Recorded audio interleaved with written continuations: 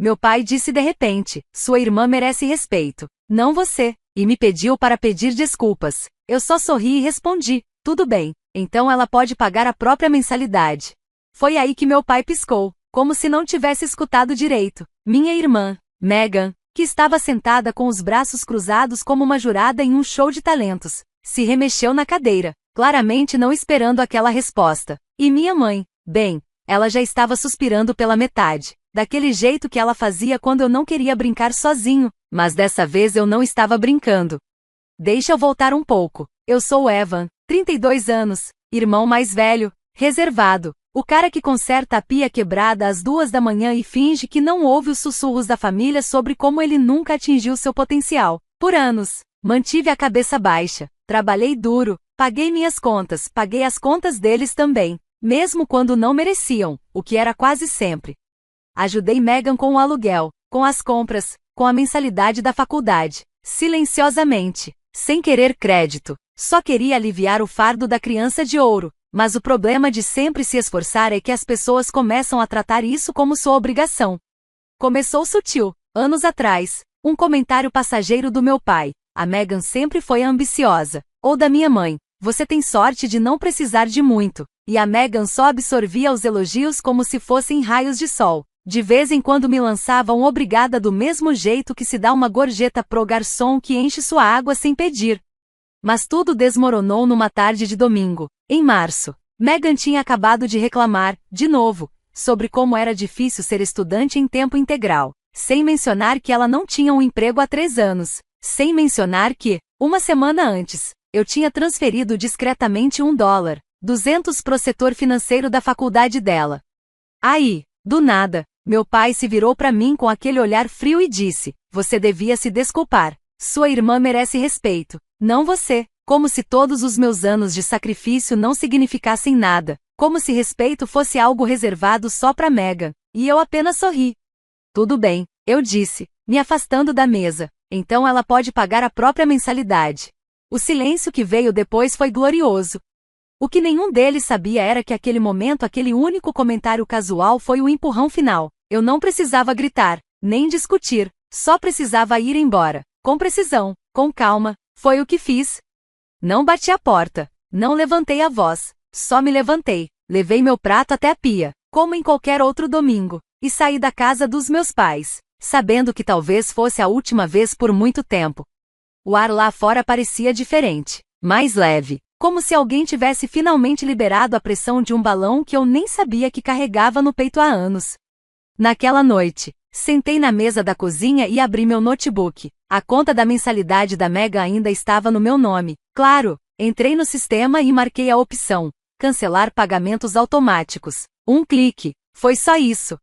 Depois fui para as contas de luz, gás, internet, todas vinculadas ao endereço dos meus pais. As mesmas que eu vinha pagando secretamente nos últimos 3 invernos, porque a conta de aquecimento sempre explodia. Mudei o endereço de cobrança para o deles. Removi meus dados do cartão. Fui cirurgicamente metódico.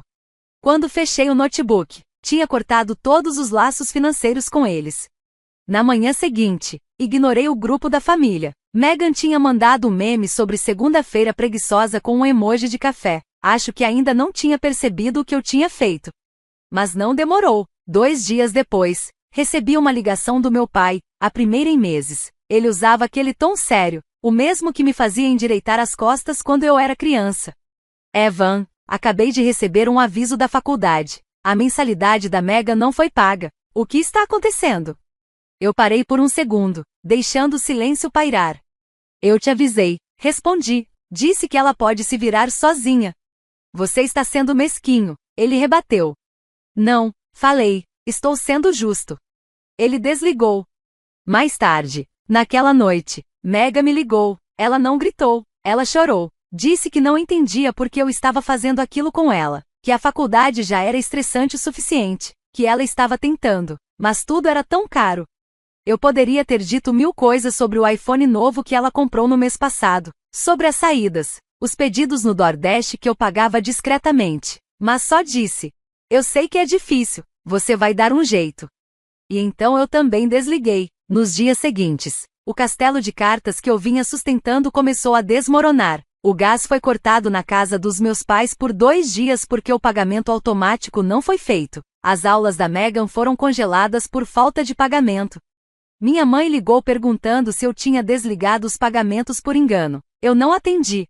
Comecei a fazer hora extra não porque eu precisava, mas porque eu queria, sem ninguém drenando minha carteira. Minhas economias começaram a crescer pela primeira vez em anos. Finalmente, reservei umas férias para mim. Só um fim de semana. Uma cabana no norte. Sem Wi-Fi. Só árvores e silêncio. Pela primeira vez em muito tempo, parecia que eu estava respirando de verdade.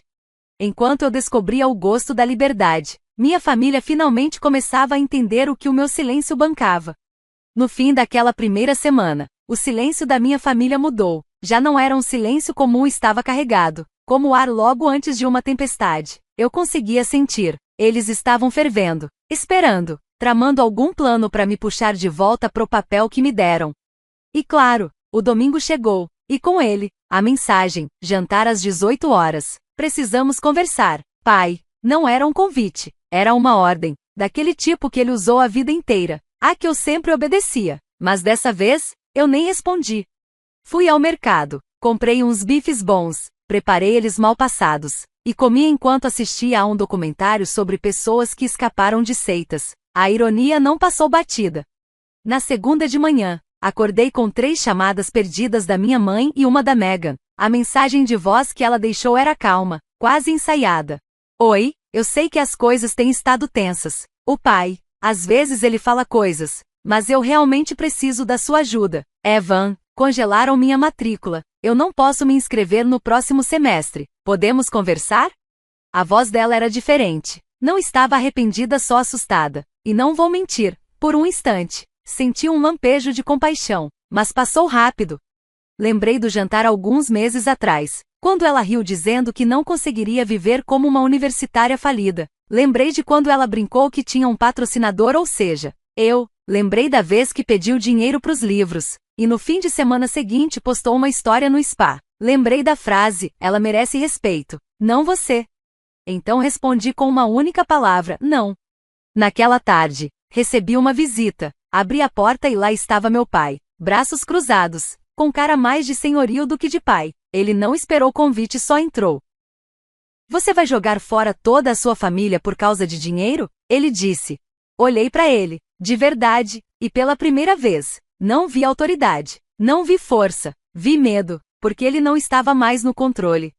Não é sobre dinheiro, eu disse, é sobre os anos que passei sendo invisível, só lembrado quando vocês precisavam de mim. Ele bufou. Ah, por favor, nós te criamos, te demos comida, como você pode? Eu ri. E paguei tudo isso de volta, 10 vezes mais, mas nunca foi o suficiente, né? Ele não respondeu. Então perguntei direto: você sabe o que eu faço para viver? Silêncio. Assenti. Foi o que imaginei. Ele saiu sem dizer mais nada. Quando a porta se fechou, fiquei ali por 1 minuto, respirando silêncio. Eu não estava mais com raiva, só acabado. Na quarta-feira, ficou claro que eles estavam ruindo sem mim. Começou com uma ligação da minha tia, irmã do meu pai. Ela não falava comigo há anos, desde aquele almoço de família onde a Megan recebeu uma ovação de pé por entrar na faculdade e me pediram para tirar a foto do grupo.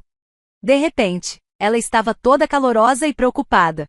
Oi, querido, ouvi dizer que as coisas estão tensas. Seu pai tá só estressado. Sabe como é, com as contas, com a Megan. Ele fala coisas que não quer dizer.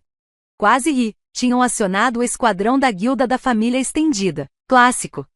Carol, eu disse, mantendo a voz firme. Ele disse que eu estava pagando a faculdade da Megan. Ela fez uma pausa. Bom, ele disse que você ajudou um pouco. $10.000 por semestre. Silêncio. As contas de luz, água, seguro do carro, supermercado, e mais silêncio. Eu podia imaginá-la fazendo as contas mentalmente. Até que, finalmente, ela disse, ah, e eu respondi, sim, ah. Ela não insistiu depois disso, só murmurou algo sobre estar por perto, caso eu precisasse conversar, e desligou. Foi aí que eu soube que as coisas tinham mudado de verdade. Dessa vez, eu tinha sido o andaime que sustentava a fantasia de competência dela, a viga central, quieta, Constante. Nunca fui agradecido por isso, mas sempre estive ali, sendo usado como apoio. Agora, com minha ausência, a casa começava a render. Naquela noite, Megan postou algo enigmático no Instagram, uma tela preta com a frase: "Algumas pessoas só são generosas até você parar de elogiá-las." Alguns amigos comentaram com emojis tipo ok e duro, mas eu não interagi, não respondi, só ignorei e desliguei o telefone. Enquanto eles se debatendo, tentando manter o castelo de pé, eu estava prosperando. Naquela semana, finalmente consegui a certificação que vinha estudando há quase um ano. Meu chefe me chamou na sala dele e me ofereceu um aumento e não foi pequeno. Ele disse: "Não sei o que mudou ultimamente, mas o seu foco está afiadíssimo." Eu queria dizer: parei de sangrar por gente que nunca percebeu que estava me cortando. Mas só sorri e disse: "Obrigado." Voltei para minha mesa, me sentei, e comecei a procurar apartamentos do outro lado da cidade. Melhores, mais claros, mais limpos, com luz. Foi a primeira vez, em anos, que eu planejei algo só para mim, e cada parte daquilo pareceu merecida. O próximo jantar em família aconteceu sem mim, primeira vez. Nenhuma mensagem perguntando se eu podia levar a sobremesa, nenhuma indireta passivo-agressiva sobre como a Mega anda sobrecarregada e se eu poderia, talvez, bancar as compras dessa vez. Só silêncio. Mas mesmo assim, eu soube. Minha prima Sarah me mandou uma foto da mesa, do outro lado, Megan sentada rígida ao lado do meu pai, os dois com a expressão de quem acabou de sair de um velório. A legenda dizia: "Clima tenso. Onde você estava? Você é a única que faz essas reuniões valerem a pena." Eu não respondi. No dia seguinte, Megan ligou de novo. Eu não atendi, mas ela deixou uma mensagem de voz. Eu ouvi 2 vezes, só para ter certeza. "Oi, eu sei que você tá bravo, mas o papai tá me fazendo pegar um empréstimo pro próximo semestre. Tipo, um empréstimo de verdade, com juros. Ele disse que, se você não ajudar, então não é mais problema dele." Eu não sei o que fazer. Ali estava o desmoronamento não só financeiro, mas das alianças também. Megan sempre foi a favorita do papai, desde o começo, mas favoritos só servem quando são convenientes. No momento em que ela virou um peso, ele esfriou. Foi quando eu percebi uma coisa importante. Eu nunca fui a ovelha negra, eu era só a refeição. Aquela que eles carregavam de responsabilidade até desmaiar, e quando eu não desmaiei, eles começaram a me odiar por isso. Naquela noite, abri meus antigos extratos bancários, revisei cada transferência, cada Pix, cada compra de mercado dos últimos 3 anos. Eu tinha gasto pouco menos de $46.000 com eles. 46 mil. Enquanto me chamavam de distante. Enquanto Megan postava cafés com latte art legendados. Enquanto meu pai soltava comentários tipo: "Tem gente que simplesmente não nasceu para liderar." Aquela noite, eu fiz algo simbólico. Fui até o armário do corredor, peguei a caixa de sapatos que eu guardava para qualquer emergência, cheia de recibos, daqueles que eu guardava para lembrar que eu era útil, que eu importava, que eu contribuía. Joguei tudo fora. Sem raiva, sem mágoa, nem tristeza. Só fim. Eu só parei porque a verdade é que eu já tinha dado demais, muito mais do que o suficiente. E agora, tudo aquilo que eu estava entregando para eles, eu estava prestes a entregar para mim mesma. 2 semanas se passaram até que eu ouvisse algo da minha mãe. Nenhuma palavra, nenhuma ligação, nem mesmo um meme aleatório, do tipo que ela costumava mandar quando queria quebrar o gelo. Eu quase tinha esquecido como era o silêncio dela. Até que, numa quinta-feira à noite, meu celular vibrou. Não era uma ligação, era uma foto. A imagem de uma conta, um aviso da companhia de energia, aquele papel rosa no topo, informando que o corte seria feito em 3 dias. A legenda dizia apenas: "Não sabíamos que você também parou de pagar isso." Sem oi. Sem pedido de desculpas. Só aquele tom passivo-agressivo, acusatório e seco. Como se eu tivesse puxado o tapete deles, quando na verdade eu só deixei claro que eles nunca tiveram chão firme sob os pés. Fiquei olhando para a mensagem por um tempo. Não respondi, só me recostei no sofá. Meu sofá. No meu novo apartamento. Com cheiro de cedro e aquecimento funcionando porque eu pagava por ele. Essa é a coisa sobre ser confiável. As pessoas te tratam como se você fosse um recurso permanente. Tipo eletricidade, tipo água. Ninguém agradece por você estar lá até o dia em que você para de estar. No fim de semana, minha mãe apareceu na minha porta. Estava mais magra, abatida. Trazia um pote de Tupperware nas mãos, como uma oferta de paz. Pensei que você pudesse querer um pouco disso. Você gosta, né? Ela disse, os olhos fugindo, espiando pelo corredor como se tivesse medo de alguém vê-la ali. Eu não peguei o pote. Em vez disso, saí, fechei a porta atrás de mim e perguntei: por que você tá realmente aqui? Ela piscou. Estamos atrasados com algumas coisas. Estamos, eu perguntei. Ou a Megan? Ela não respondeu de imediato. Ela tem chorado muito, disse que não tá bem na escola, disse que se sente abandonada. Senti algo se mexer dentro de mim, mas não foi culpa, nem pena, foi só reconhecimento. Eu conheço esse sentimento, eu disse. Os olhos da minha mãe se estreitaram. Você tá nos punindo. Não, respondi, eu só não tô mais salvando vocês. O olhar dela disse tudo. Pela primeira vez na vida, ela percebeu algo que nunca tinha passado pela cabeça dela antes, nem quando eu tinha 12 anos e consertei a pia vazando, nem aos 25, pagando o aluguel, nem aos 32, pagando a mensalidade da faculdade. Sem mim, tudo desmorona. E talvez só talvez eu nunca tenha sido o fracasso da família. Quando chegou o prazo final da mensalidade da Megan, ela ainda não tinha pago. Eu soube disso porque a universidade me mandou um e-mail para mim, não para ela. Aparentemente, eu ainda estava listado como responsável financeiro. Engraçado como isso funciona. Você passa 3 anos financiando os sonhos de outra pessoa, e o sistema só assume que você sempre vai estar lá. Eu não respondi o e-mail, só encaminhei para Megan com 2 palavras. Resolva isso. 1 hora depois, ela ligou, eu deixei tocar. Então veio a mensagem. Vou ter que trancar o semestre, tá feliz agora? Fiquei encarando aquela mensagem, não por culpa, por curiosidade. Ela ainda achava que isso era sobre felicidade. Como se eu tivesse orquestrado tudo isso para machucar ela. Como se fosse vingança. Mas não era. Era só a realidade. Megan passou a vida caminhando numa corda bamba, mas só porque ela nunca soube que eu era a rede lá embaixo. E agora, sem mim por baixo, ela estava finalmente descobrindo o quão fina aquela corda sempre foi. Naquela semana, recebi um cartão pelo correio. Sim, um cartão literal da Hallmark. Na capa, vamos conversar sobre as coisas. Dentro, com a letra do meu pai, você já fez seu ponto, mas sua irmã está sofrendo. Ela ainda é família, podemos superar isso, mas só se você vier para a mesa. Eu ri. Venha para a mesa. Como se eu não tivesse passado a vida inteira naquela mesa, servindo em silêncio, invisível. Como se eles não tivessem puxado a cadeira debaixo de mim no exato momento em que comecei a pedir um pouco de espaço para respirar. Não respondi ao cartão. Guardei numa gaveta não para reler depois, mas para me lembrar que o pedido de desculpas nunca veio. Nunca veio de verdade. Naquela mesma semana, tive meu primeiro gostinho real do que a vida podia ser sem eles puxando cada fio solto do meu tempo e do meu dinheiro. Comprei um terno novo não porque precisava, mas porque queria me ver bem, queria me ver inteiro. Me olhei no espelho e quase não reconheci o homem que estava ali. Ele parecia mais leve, mais firme, real. Então, reservei uma viagem de fim de semana. Nada extravagante, só uma cabana perto de um lago tranquilo. Sozinho. Meu tipo de luxo. E enquanto eles tentavam entender como pagar as contas, eu estava lá, sentado perto da lareira, numa noite de sábado, com um uísque numa mão e nenhum telefone na outra. Sem emergências. Sem pedidos. Sem culpa. Só paz. 2 meses depois de cortar o cordão umbilical, Megan desistiu.